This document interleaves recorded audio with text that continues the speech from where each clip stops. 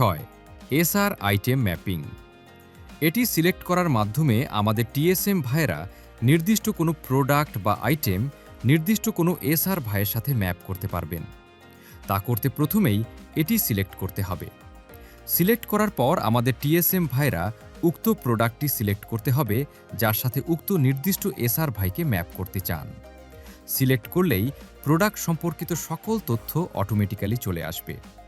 এরপর নির্দিষ্ট sales group পাওয়ার জন্য আমাদের টিএসএম ভাইদের উক্ত এসআর ভাইয়ের স্টাফ আইডি প্রোভাইড করতে হবে। এরপর সেলস গ্রুপ সিলেক্ট করতে হবে।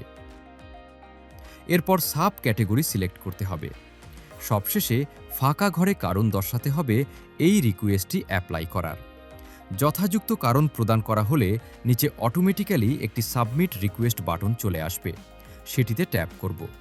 তাহলেই রিকোয়েস্টটি ফার্স্ট অ্যাপ্রুভালের জন্য সংশ্লিষ্ট কর্তৃপক্ষের কাছে চলে যাবে এবং চেঞ্জ রিকোয়েস্ট লিস্টে পেন্ডিং হিসেবে দেখাবে।